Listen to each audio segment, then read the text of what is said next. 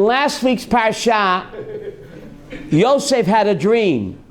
Zerach, Yosef had a dream where the 11 stars are bowing down to him. The 11 stars represent his 11 siblings. But he had 12 siblings. Dina, what am I, chopped liver? Torah doesn't discriminate. The 11 stars bowing down represent that the 11 brothers would bow down to him. But he had another sibling, Dina. So how come she's not in the dream? Should be 12 stars. She's a sibling too. She's also going to bow down to Yosef. She'll also be subservient, please. So how come she's not in the dream? Zerach, that's a good question. Why? So the answer is, the Medrash tells us that Yosef married, well, the Torah says Yosef married Osnat. Osnat was the adopted daughter of Potiphera. The Medrash says that Osnat was really the daughter of Dina from Shechem. But then she went down to Mitzrayim and she was adopted by Potiphar. That means, Zerach, that Yosef married what? The sister of his sister. Right? That means his niece. That means that Dina, Zerach, Dina was also the mother-in-law of Yosef. Yosef married the daughter of Dina. That means Dina was the mother-in-law of Yosef. A mother-in-law will never bow to a son-in-law. Not in your wildest dreams. To dream the impossible dream. Yiddish Ruvain. So therefore, Dina is not bowing down. Dina was the mother-in-law. Yosef married the daughter of Dina. A mother-in-law will never bow to a son-in-law, not in your wildest dreams. Reminds me of a story. All my stories are true, Zerach. Some didn't happen yet, but they're all true. In Supersal, on Agagron, there was a son-in-law shopping with his mother-in-law. And his mother-in-law was caught stealing by the guard. He called the police. She was arrested, taken to the judge. The judge asked the policeman, what is she guilty of stealing? So the policeman said that she shoplifted 6 oranges. She stole 6 oranges. So the judge said, 6 oranges, 6 days in jail. A man in the back of the courtroom raises his hand. He says, I have something to say. The judge says, who are you? He says, I'm her son-in-law. This is my mother-in-law. I'm her son-in-law. He says, Judge, I have to be honest. My mother-in-law also stole 89 cherries.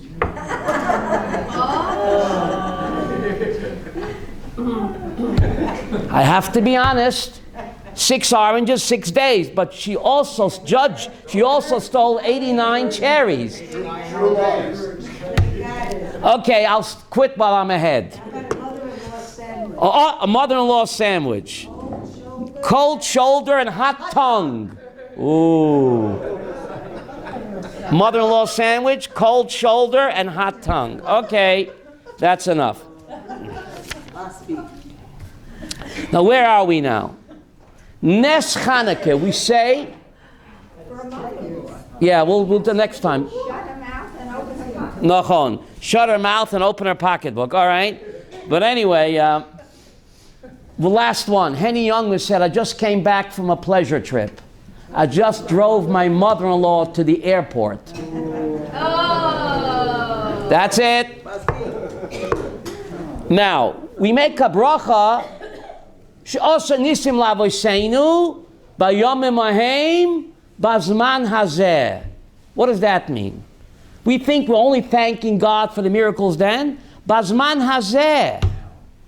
This past week, the Kremlin, the symbol of anti-Semitism and blood libels against the Jews, the Kremlin honored Yosef Begun. Wow. Can you imagine that, Zerach? The chief rabbi of Moscow, Rabbi Lazar, was invited to the Kremlin to honor Yosef Begun. Now, who was Yosef Begun? The refusnik. In Hanukkah 1977, Begun spent in darkness in the Gulag in Siberia. And he said even in a Siberian cell in Hanukkah, he was able in the jail cell to light a candle. Wow. And Hanukkah 2015, the Kremlin, who put him in jail and sent him to Siberia, now honors him. Isn't that a miracle? Isn't that? Why take it for granted? Sh'asa nisim lavoseinu bayomim hahem gam bezman hazeh. The Kremlin honored him. I don't know why, but this is part of the Hanukkah miracle. Isn't that incredible? When we make the bracha, Ruvain, tonight, we should have that in mind. Yes. The Kremlin honoring Yosef Begun, the refusnik, who they beat, and they put him in the darkness of a Gulag Siberian cell, and now they honor him, the Kremlin. Unbelievable. Talk about another miracle. We'll talk later. Another miracle. The most bitter, implacable army against the state of Israel in the 6-Day War and the Yom Kippur War, where the IDF suffered the most casualties, was the Syrian army. The Syrian army was the most implacable, bitter enemy against the Yidden in the 6-Day War, Yom Kippur War. Most of the IDF soldiers fell against the Syrian army. 500,000 of them. They are totally destroyed. The Syrian army is totally disintegrated. We didn't lift a finger. It's a bigger nest than Hanukkah's. Hanukkah, God came to the aid of the Maccabees. Here we didn't lift a finger and the entire Syrian army imploded. Is that the right word? I don't know. Just totally disintegrated. Read what's going on there. 50,000 of them are begging for food. 500,000 strong, the most bitter, implacable enemy of the state of Israel. The army was totally disintegrated without Am Yisrael lifting a finger. If that's not Nes Chanukah Bazman Hazeh Zerach, I don't know what is. So when you make the bracha tonight, we think we're only focusing on the Maccabees. No way, Jose. We have to praise Hashem for that. We'll talk later, but I have a lot of ground to cover. What does Hanukkah teach? God waits for us to make the first move. Look at the story of the Sefer Chashmonaim, that only when the Chashmonaim rose in rebellion against the Greeks, only then did God help them. God only helps those who help themselves. That's right. God's help is in direct proportion to our own efforts. So that's a major problem, because Rashi tells us in last week's parsha that Yosef HaTzadik was punished because he relied on the butler. He was punished an additional 2 years in jail. He relied on the butler, which is very strange. We know God only helps those who help themselves. We know that God works through human agents. So why does Rashi say that Yosef HaTzadik was punished for relying on the butler when we know God only helps those who help themselves? Because he judges tzaddikim on a chut asara. God only helps those who help themselves. If you don't do the effort, God won't lift a finger to help you. So what is Rashi talking about? So we know, Zerach, that Rashi always speaks to current events. Rashi, look in Rashi at the end of Parshas Vayeshev. Rashi says, if the butler was a Filipino or a Puerto Rican, right on, Brother Joe. But Rashi says, a Mitzri, you expect an Arab to show you gratitude, Yosef? Relying on a Mitzri is worse than doing nothing. And the President Rivlin just went to the abomination in the White House, and he said, we have more goodwill gestures, concessions to Abu Mamzer. You expect gratitude from Abu Mamzer? President Rivlin, why don't you learn Rashi? Learn Rashi. Rashi said the problem wasn't he relied on the butler. The problem was he relied on a Mitzri. Gratitude from an Arab? Forget about it. Look for a Puerto Rican or a Filipino. So Rashi's so on the ball. Rashi's so current events. It's just unbelievable. Now, there's Kabbalah's link of Hanukkah to Sukkot. According to Kabbalah, the final seal of Yom Kippur and Hoshana Rabbah is not really final until when? Hanukkah. What's the kesher? What's the kesher? I'll show you an historical link, halachic link, and a Kabbalistic link of today's Chag to what? To Sukkot.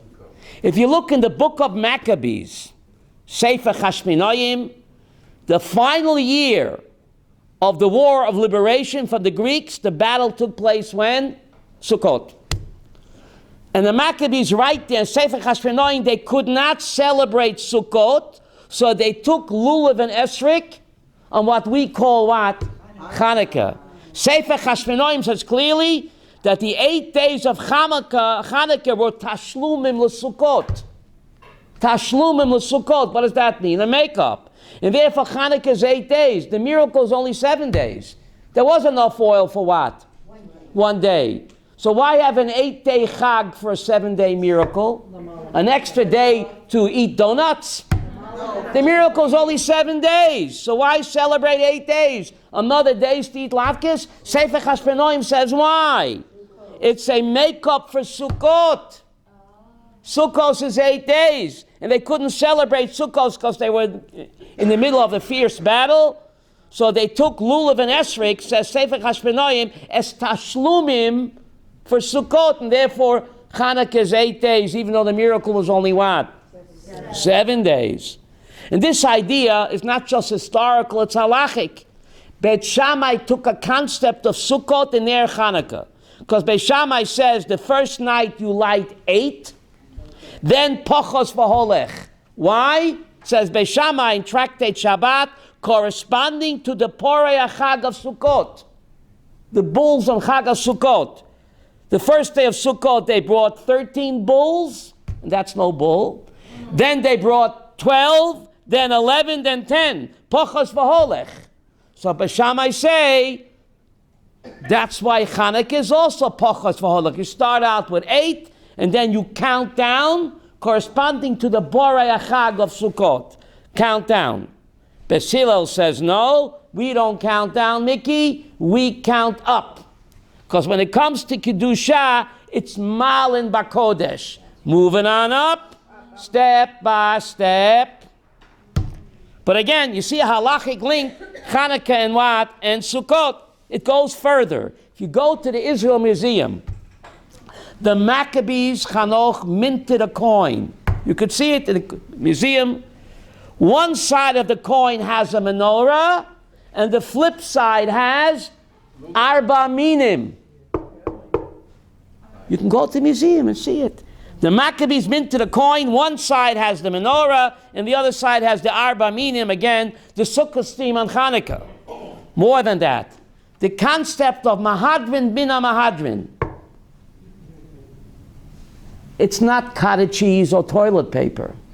According to the Talmud, Mahadrin Bina Mahadrin only applies to Hanukkah, not cottage cheese. Why? Because by Sukkot it says, "L'kachtem lechem b'yoyim harishon pre-eitz hadar." By Sukkot it uses the word hadar. Since Hanukkah is connected to Sukkot, so Mahadrin bin Mahadrin comes directly from what? Chag Sukkot. It gets even better. The Talmud says in the Sukkah, Sukkah l'mala me'esrim amma psula. A Sukkah higher than 20 amas is possible. Because you can't see the schach, so there's no parsume nisa. And the same thing is by Neiros Chanukah. Neiros Chanukah gam lamala me'esrim amma, above eye level, is also possible because there's no parsume nisa. So you see again, Beryl, the connection between what? Chanuka and Sukkot. A Sukkah l'malam esrim is possible, no parsume nisa. Neirot Chanukah l'malam esrim amma is also possible because there is no parsume nisa. So above eye level.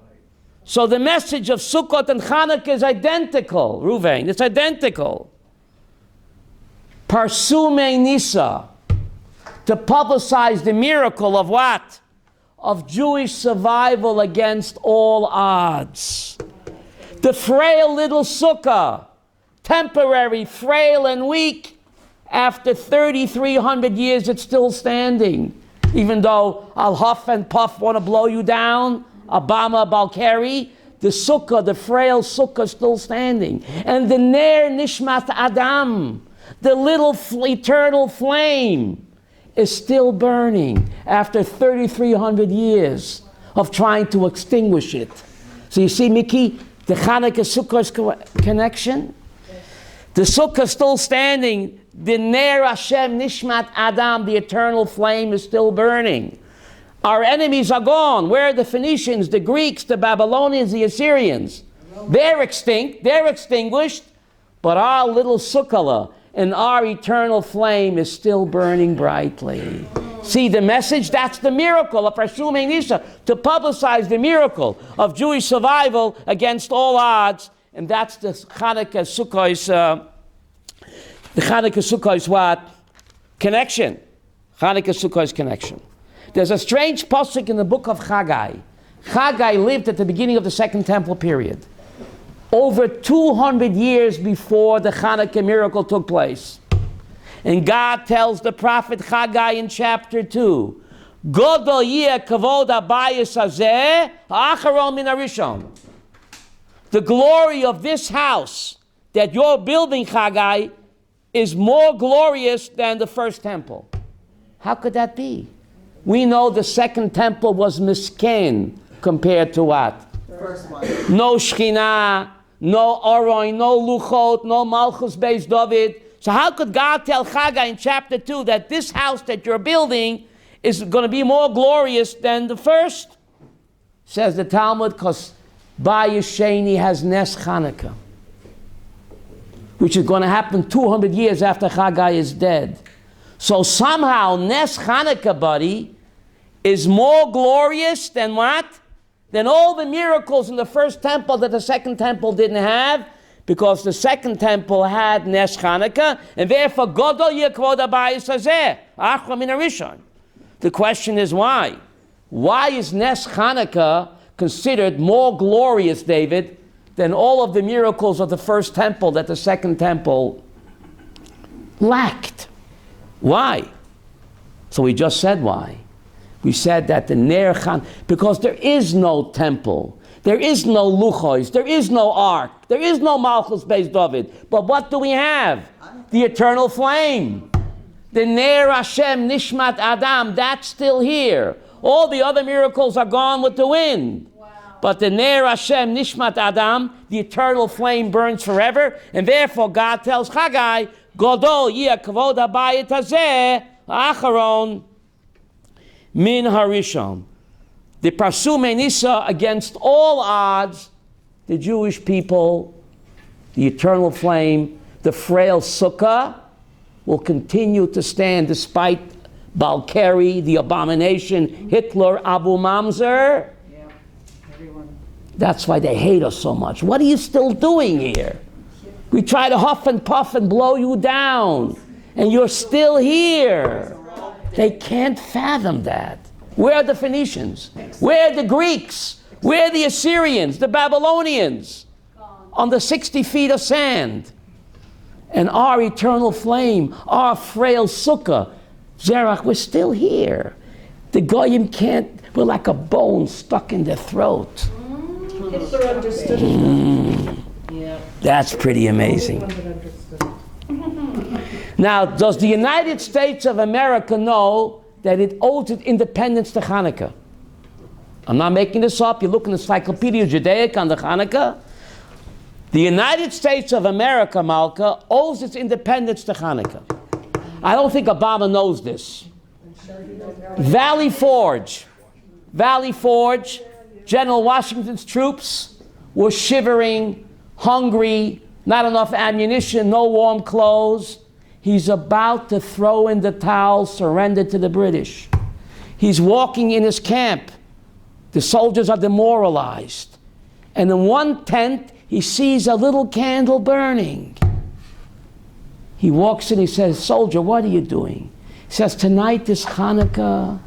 And almost 2,000 years ago, today it's more than 2,000 years ago, We were outgunned, outmanned. We were crushed by the Greek tyrants of Greece. We tried to win our independence, and against all odds, outnumbered, outgunned, we took up arms. We didn't give up, and Hashem came to our rescue.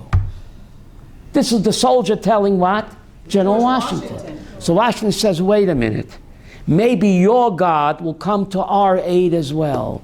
Maybe we put up a fight like you did 2,000 years ago. Don't give up. Despite all the odds are against you, perhaps your God will come and save us too.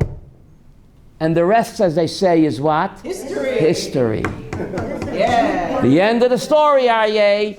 President Washington, the first Congressional Medal of Honor was given by President Washington to this soldier, this Jewish soldier. So I don't know, Obama knows that the United States of America owes its independence to Hanukkah. To a Jew.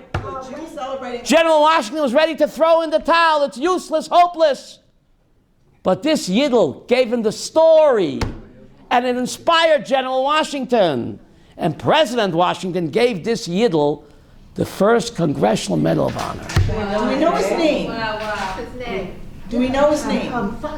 If you look at Encyclopedia Judaica, on Fox News. Not that. They show that on the dollar bill, there's a Jewish star. that's right. On the bill. That's why they put the Jewish star. Who paid for the revolution? Chaim Solomon. Chaim Solomon. Wow. Zerach, you know this?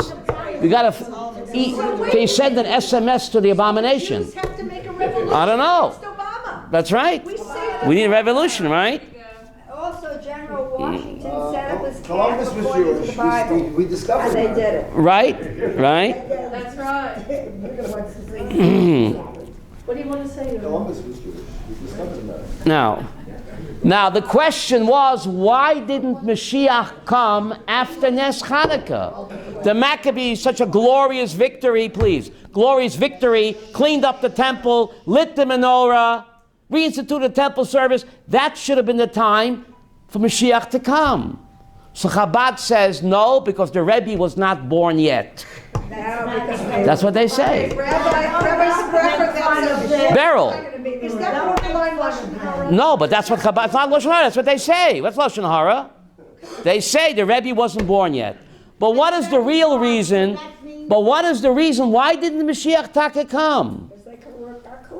Because the Ramban says, why are the Maccabees? They were punished. They were punished that they were wiped out. Why? Because they refused to hand over the kingship to Shevet Yehuda. There's a pasuk in Parshas Vayechi, Lo Yosher Shevet Yehuda. Kingship belongs to Shevet Yehuda. Because they refused to turn over the reins of kingship to Yehuda, says the Ramban, they were punished, and they were killed, and that's why Mashiach didn't come. That's why Mashiach, they would have handed over the reins of kingship to Shevet Yehuda, perhaps the Messiah would have come, David, and that means no Holocaust. That means no Holocaust. And perhaps that's why they're not in the Mishnah, Aryeh. There's no Mishnah about Hanukkah. There's a whole tractate about Purim, Hanukkah. There's no even Mishnah. What am I, chopped liver? So they say over the name of Sam Sofer, the Yehuda Hanasi wrote the Mishnah, he comes from Malchus Beis David. So he was upset. If you would have handed over the kingship to my family, the Messiah would have come. You didn't. Therefore, we're still in Galut. You don't deserve to be in the Mishnah. And therefore, he's not in the Mishnah. Amazing. Hanukkah is not in the Mishnah, unlike Purim, which has a whole tractate. Hanukkah doesn't even have a Mishnah. Very strange. And one of the answer is because Yehuda Hanasi, who comes from Shevet Malchus Beis David, was upset that if they would have handed over the reign to his family, the Messiah would have come, and we wouldn't have had no Holocaust. And therefore, they don't deserve to be in the Mishnah. So it's strange. Great people make great mistakes. Great people make great mistakes. Spider-Man said, with great Look at our President Rivlin. He was a great man. What happened to him? responsibility. He goes to the abomination. And he sucks up to him and he calls him the leader of the free world. You are the Hanukkah of our generation. President Rivlin, what are you talking about? What happens to great people? They get a juke in the head. What happens to them, Zerach? Rivlin was a great man. The Maccabees were great people. But they say power corrupts, and absolute power corrupts absolutely. The more things change, the more they change. Unfortunately. Now the Rambam calls Hanukkah mitzvah chaviva ad ma'od. The Rambam calls Hanukkah the most precious mitzvah, which is very strange. He doesn't use that language by any other mitzvah. Mitzvah chaviva ad ma'od, the most precious mitzvah of all. He doesn't use it by any Torah mitzvah. So why dafka by rabbinic mitzvah of Hanukkah? Why is it the most precious mitzvah of all the mitzvot? It's not even a Torah mitzvah. And unlike other mitzvot, you're not supposed to spend more than 20% of your assets to fulfill any mitzvah. By the law of Hanukkah, you have to spend your last shekel to buy candles, which is not true by any other mitzvah, not a Torah mitzvah. Zerach, what's going on? It's not even a Torah mitzvah. It's rabbinic, and the Rambam calls it the most precious mitzvah. Unlike other mitzvahs, you're not supposed to spend more than 20% of your assets for any mitzvah. Hanukkah is the exception. Madua v'lama. Madua v'lama. Well, to answer this question, we're going to what? Ask another one. Because the Jew answers a question with what? Question. Why not? Why not? And so does Dolly Parton. Oh, she's so. The Gemara Masechta Shabbat says the Hanukkah candles David have to burn at shetichle regel min hashuk, until the feet stop walking in the marketplace. That's a bizarre language. Say the Hanukkah has to burn until people stop walking. Because there's no pursuing this anymore. Why is it at shetichle regel min hashuk? Until the foot stops walking in the market. Strange language. Very strange language. At shetichle regel min hashuk. The word regel is related to the word hergel. What does hergel mean? Habit, routine. Hanukkah, the candles have to burn until you get rid of the hergel mindset. There is no such thing as kawinky dinky. What we call teva, hateva in Hebrew, nature is gemak for you what? Elokim. Kawinky dinky. What we call teva, David, routine, hergel, is the same numerical value as the word Elokim. The candles have to burn until you get that juke out of your head. Shetichle regel min hashuk, there is no hergel. Whatever happens is all miracles. And therefore Hanukkah is 8 days, even though the nest was only 7. 7 days that the oil burned for 7 days. 1 day that oil burns and not vinegar. We take it for granted. Why does oil burn and not vinegar? Why? Because God told it. So that's a nest. 1 day to get the juke out of our head. There is no hergel. That even what we think is teva, the very fact that oil burns and not vinegar, is also a nest. That message you have to spend your last shekel on. There is no hergel. There is no routine. It's all nisim. So 1 day is not an extra day to eat latkes, Zerach. 1 day that what we think is nature, hergel, is also nes. 1 day just for that. And therefore Hanukkah is the most precious mitzvah. There is no hergel. The Gemara in Tainus says Chanina ben Doisa's daughter couldn't afford olive oil for Friday night. So her father asked her, what do you have in the house? She said, I have a little vinegar. He says, put the vinegar in and light it. He says, Abba, take a pill and lie down. Pop, take a pill and lie down. Says, my daughter, the one who ordained oil to burn can also say vinegar to burn. And guess what? Burn, baby, burn. Gemara in Tainus. You gotta believe. But you have to believe it every day. You gotta be Chanina Bados. It won't work for us because we're blinded by Hergel. This tzaddik was such a level, he knew that there's no such thing. We talk about it, but he actually he saw through the smoke screen of Teva. So if you're on that level, why shouldn't vinegar burn? If he says so, to him it's all the same. You have to be on a level. Don't try this at home. Right? You got to be on his level. Okay? You got to believe. You got to believe. Right? Right?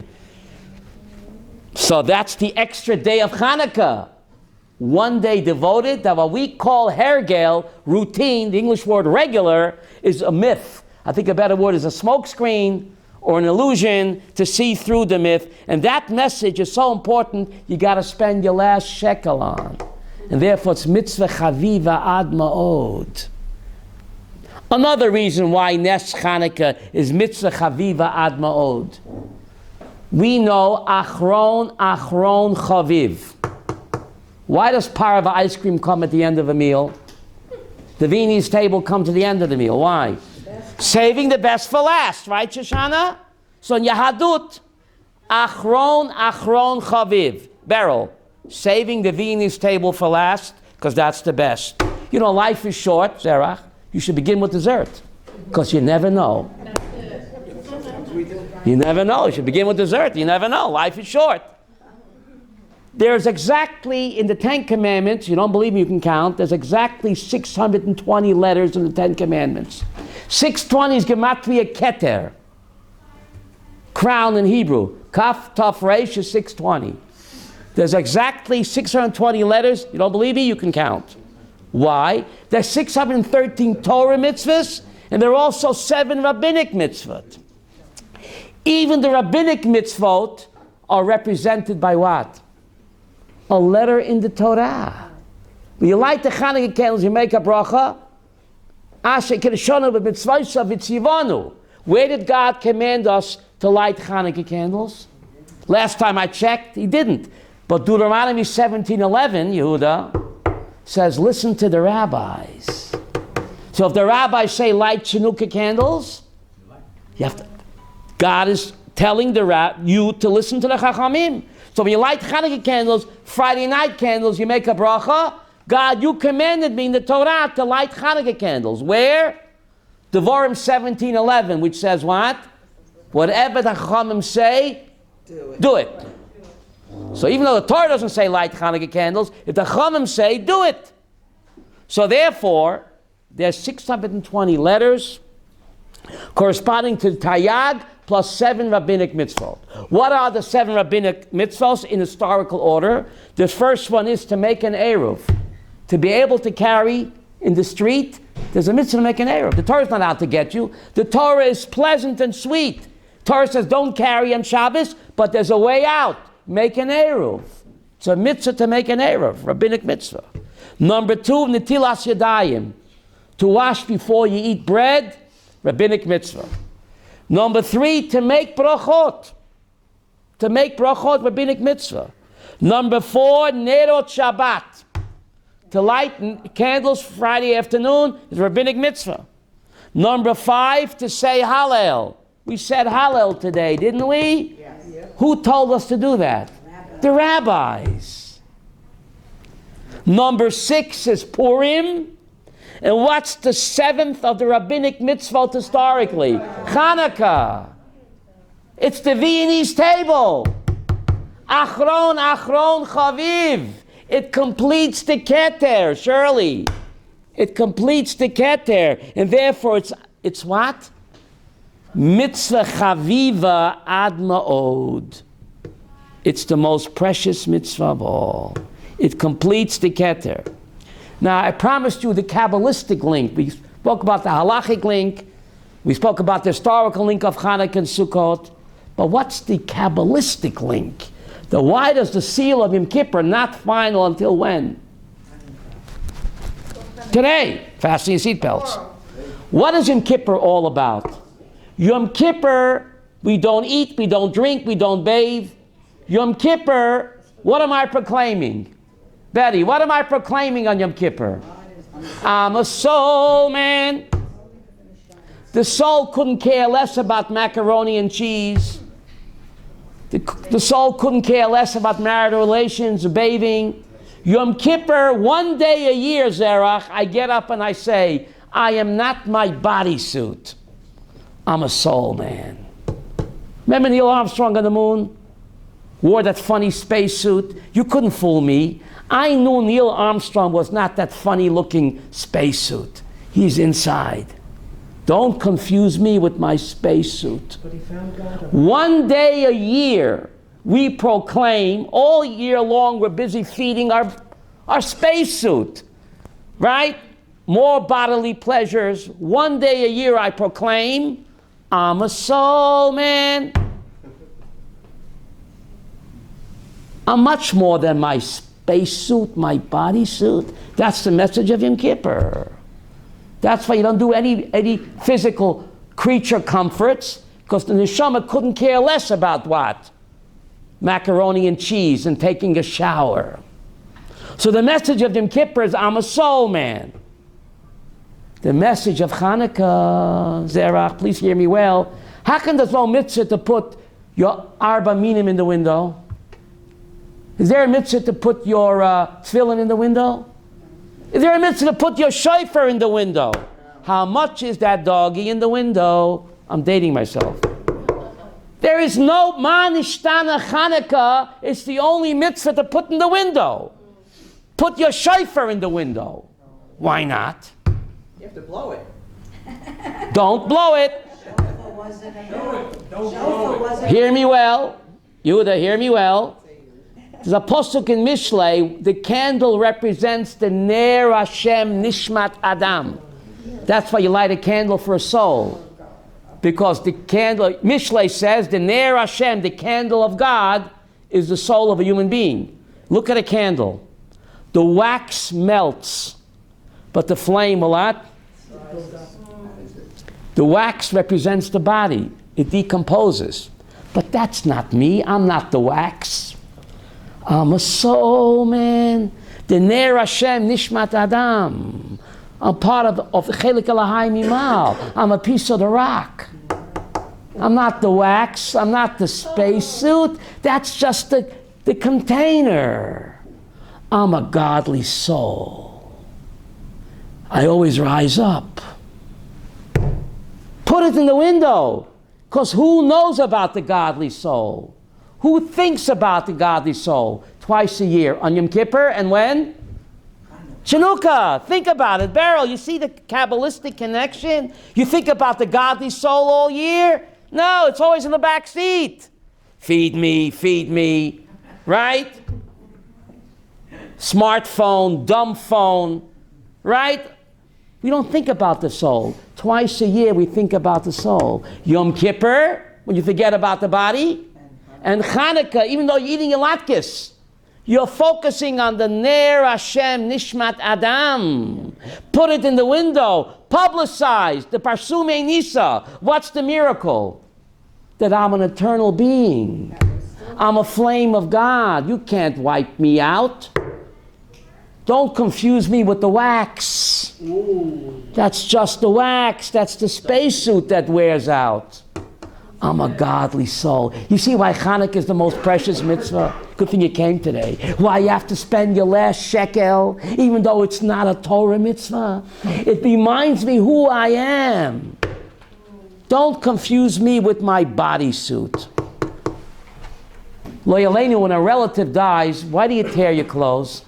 You know what Kabbalah says why you tear your clothes? Tearing that, Why do you tear your clothes? You're tearing the wax. You're tearing the...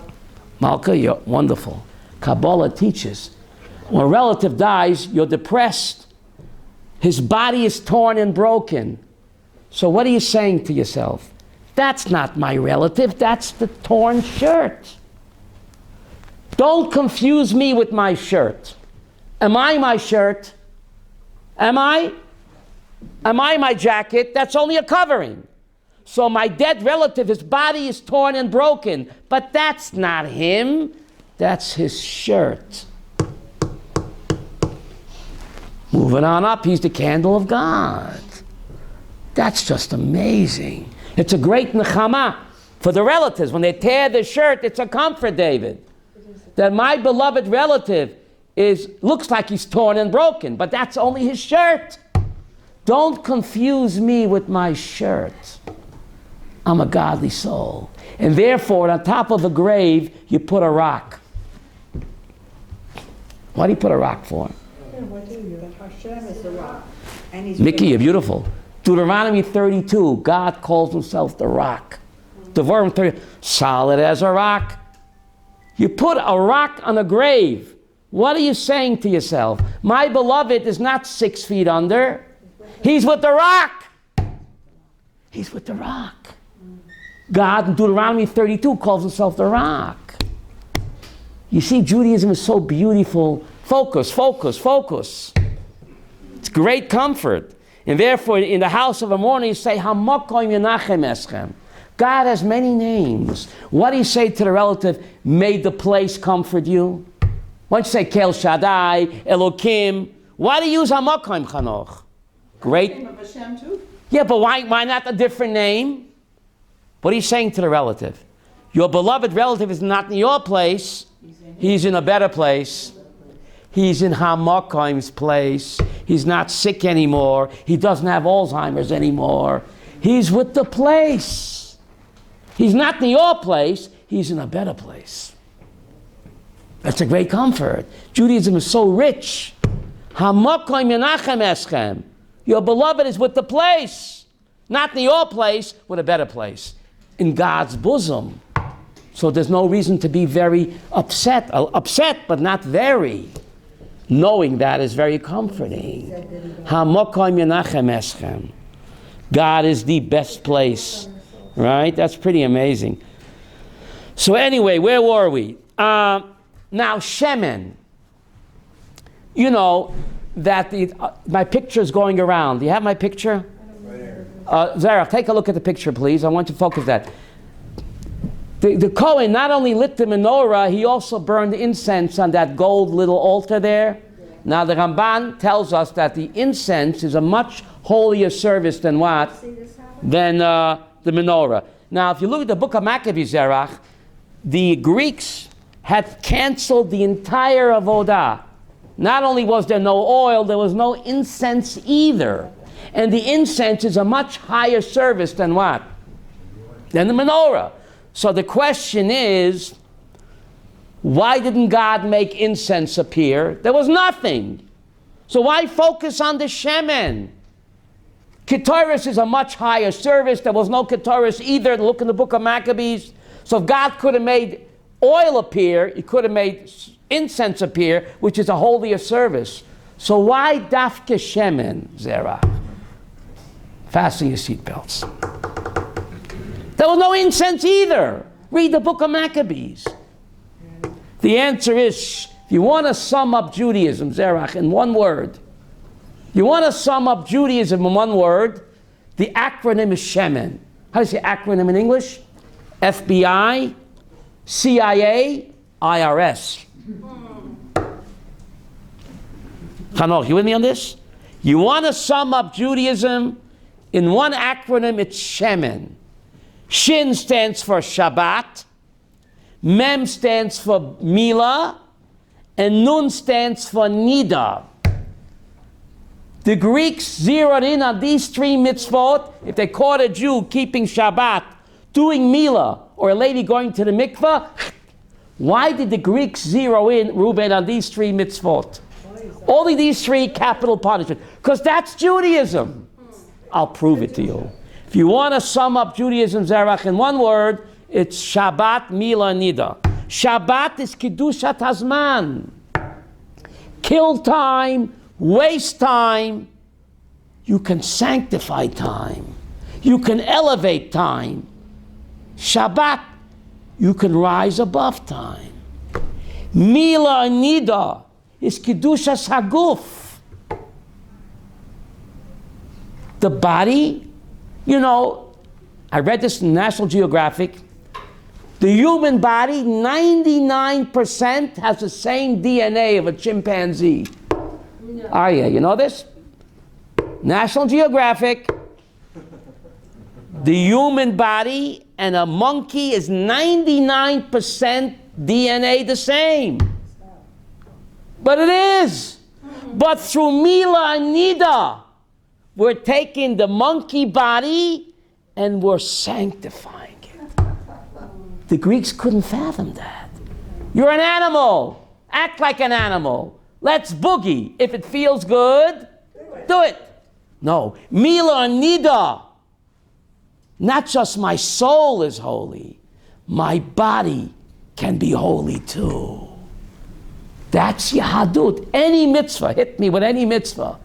It's either Kedushas Hazman, Beryl, hit me, or Kedushas Haguf. Any mitzvah you do, the purpose is to sanctify time, or the purpose is to sanctify the body. That the body can rise to a level of the neshama that's mind-boggling. The Greeks couldn't fathom that. So God chose Shemen. That the Maccabees were not fighting for glory, for covet. It was a war for Shemen. What Shemen, Rabbi Yaakov? Judaism. It was a holy war, not a jihad. It was a holy war. It was a war for Shemen. Shabbat, Mila, Nida. That's what? That's Yahadut. That's Yahadut. Fasten your seatbelts. Why is that Yahadut? Zerach, if you don't fasten for this one, why is that Yahadut? Why is Yahadut Kedushas Hazman, Kedushas Haguf? Why? Says the Rambam, Moreh Nevuchim. The main difference between the physical world and life after death, the main difference is in this world, we're bound by time and we're bound by space. If I'm here, I can't be there, and the clock is ticking. But life after death, says Rambam, there's no concept of time and there's no concept of place. Says the Rambam, the main difference between the Olam Hazeh and Olam Haba, this world we're bound by time and place and place. Yahadut connects the physical world to what? To the spiritual world. So Shabbos, Mila, Nida, you sanctify time, you're having an out-of-body experience. When you keep Shabbat, you're having an out-of-body experience. You're rising above Zman. You're not bound by time. And Mila, Nida, you're rising out of your body. You are tuned in to Olam Haba. Yahadut connects what? The physical world with the world of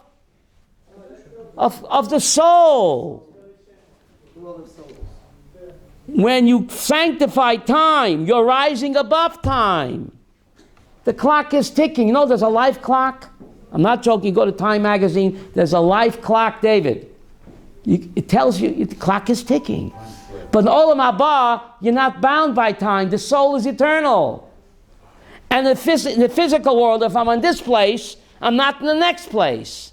But through Yahadut, you can elevate yourself above time and above what? Place. Says Rambam, that's Yahadut. The bridge that connects what? The physical world to the spiritual world. Therefore, when a Jew dies who kept mitzvot, he's not afraid. Death is a very wrenching experience. You don't know where you are. The soul is discomforted. But a Jew that practiced Yahadut, he's been in training for 100 years. The mitzvot, when he dies, he prepared himself. The purpose of the mitzvot is to prepare yourself for eternity. So that's why God gave us the Torah. There's no reason to fear death. You've been basic training for 100 years if you kept mitzvot. You're not doing God a favor. You're doing yourself a favor. There's no need to be afraid. Basic training for eternity is what? Torah mitzvot. Shemen. Shabbat Mila Nida. That's Yahadut. So God testified the Maccabees were not in it for the money, for the glory. They were in it for Shemen. The first holy war. Get it? They got everything from us. You know Shabbat was the Kedushat Zman. What are the other two, please? Mila Nida, Yes. Kiddushat Haguf, through the act of Brit Milah. Mila for the man. Mila for the man, and Nida for the women. God is an equal opportunity employer. God wouldn't tell a lady to sit in the back of the bus. No way. That's not Judaism. But some people say, don't confuse me with the facts. To Brit Milah, you're elevating the body. You're having out-of-body experience. The sex act becomes holy. The sex act is called Kiddushin. Isn't that mind-boggling? The sex act is called Kiddushin. What does Kiddushin mean? Holy. Through Mila Nida, you're raising up the sex act. Even though 99% of my body resembles a monkey. But Mila Nida, I'm having an out-of-body experience. I'm tuning into eternity. We see that even in Hello? What? Rosh Chodesh. This past Shabbos, we have Rosh Chodesh, we have Shabbat, we have Hanukkah. Nachon. Three aspects of Kedusha. Of Kedusha? Well, 3 Sifrei Torah. You had 3 kugels, right? 3 Sifrei Torah, you had 3 kugels. There's a machlokas whether Yerushalmi kugel and Ashkenazi kugels, that's 1 or 2 kugels. There's a So it's machlokas. a chazaka. Right. But the Rosh Chodesh, Yeah. Rosh Chodesh Yeah. comes once a month, every 30 days. Right. This is a cycle, But like the Nida. Chodesh and Yom Tov, where they get the Kedusha from? All from Shabbat. Chodesh and Chagim and even Yom Kippur. It's only a spin-off of what? Of Shabbat. Shabbat is the main man. Zerach, ask anybody out there, what's holier, Shabbat or Yom Kippur? I bet you 90% of the people will tell you what? It ain't so. Shabbat. The Gemara Megillah says, I'll prove it to you it ain't so. If you want to measure the Kedusha of a day, it's contained in the Aliyahs. How many Aliyahs you have? Monday and Thursday you have 3. Rosh Chodesh you have 4. Because Rosh Chodesh is holier than what? Monday and Thursday. Yom Tov you have what? Because Yom Tov is holier than what? Rosh Chodesh. Yom Kippur you have 6. Because Yom Kippur is holier than what? Yom Tov. But Shabbos you have 7. But wait, there's one. Shabbos you have 7, and Yom Kippur falls on Shabbos, it's still only 7. You can't get holier than Shabbos. All of the Kedusha out there is only a spin-off of Shabbos' numero uno, even greater than Yom Kippur. People don't know that. The proof is not in the pudding, the proof is in the aliyahs. Since Yom Kippur has more aliyahs than what? Than Yom Kippur, so you know Shabbos is holier. Yom Kippur only has 6, and Shabbos has 7. And Yom Kippur falls on Shabbos, Aryeh. You can't get holier than Shabbat. What about Brit Milah? What about Brit Milah? It's 8 days. Well, you could have a Brit Milah on a Shabbat, and you could have You're it on right. Yom Kippur. The question is why? Okay. So why can you have Brit Milah? Meryl's asking what the kasha. If there's nothing holier than Shabbat, we know making a wound is desecrating the Shabbos. So Beryl's asking a bomb kasha from bomb land. That's a super... The Gemara asks you a question. What? How could you make... You're not allowed to make a wound on Shabbos. So we just said Shabbos is the holiest. So how could you have a Brit Milah on Shabbat? So the Talmud answers the question. It says, B'yoim hashmini. There's an extra pasuk saying that whenever the 8th day comes out, even Shabbos do it. God makes the rules. And there's an extra pasuk, an extra word in the Torah, that whenever the 8th day comes out, even on Shabbat, do it. Because he said so. Hello? He makes the rules. Why? Right? Because he said so. He's the dad. Right? He's the boss. Right? You do it on Yom Kippur too. If you can do it on Shabbos, you can certainly do it on Yom Kippur. If you can do Bris Milah on Shabbos, because an extra Xeris HaKosuv, that Mila doiche Shabbat, because the boss said so, Because right? This is all time bound. Shabbos is time bound once a week. Milah is time bound when the baby's 8 days. So why not do it on the 9th day? You can do Brit Milah on the 9th day. No, the Torah writes an extra posuk that whenever the 8th day is, even Shabbat, Yom Kippur, do it. He makes the rules. Why do the red cow ashes, the very ashes are defiling one and defiling the other simultaneously? Does that make sense? The red cow ashes, they're purifying and defiling simultaneously. Do I know why? Only he knows. Is that a chok? It's a chok. If I knew, I'd be God. Almost. So that's why I can't know. My puny little brain can figure out the infinite. No. It's just impossible. Teaches us humility, right? You're not God. Only he knows why. We have to try to find out as much as we can, says Rambam. But in the final analysis, it's divine wisdom. How could we fathom the divine mind? Right? You can try, says Rambam. But in the end, if you can't, then you say that's it.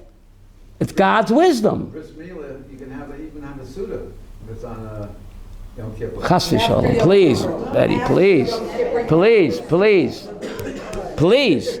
Matzah Yom Kippur. You have the Bris Milah on Yom Kippur, and the Suda is Matzah Yom Kippur. Chas v'sholom. Not on Yom Kippur, please. Beryl. Bite your tongue, please. Bite your tongue. That you can do on Yom Kippur. The Suda is laid off until Matzah Yom Kippur. You do the Bris Milah, but you don't have the meal until what? Matzah Yom Kippur. Can you give the baby the wine? Well, the baby you have to eat until 12 years old, 13 years old, you have to eat. Right? Until 12 years old or 13. Right? You have to, Yeah. So, You have to take your medicine even on Yom Kippur. on Yom Kippur, if it's Pekuach Nefesh, the greatest mitzvah in the Torah is what? To live. Staying alive, staying alive.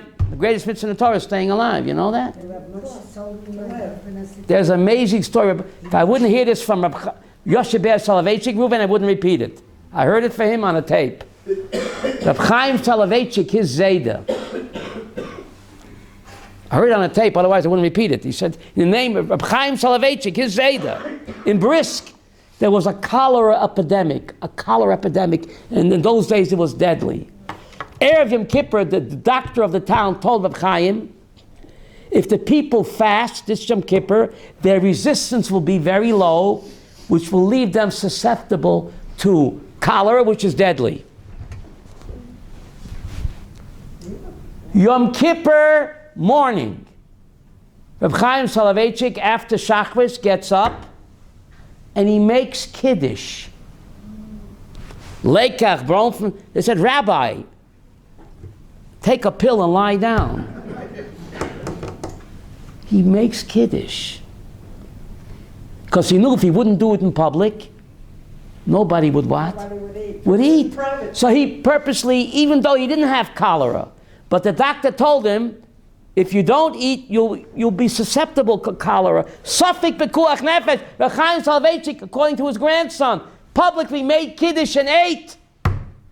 So afterwards, some smart Alex went up to him and said, Reb Chaim, Reb Chaim, what are you makel on Yom Kippur? How do you say that in English? What are you makel on Yom Kippur? Makel, what are you lenient on Yom Kippur? He says, I'm not a makel, I'm a machmir and bekuach nefesh. That's more important than Yom Kippur. Don't call me a makel, I'm a machmir. I'm being strict in saving a life, which is more important than what? Than Yom Kippur. Thank you very much.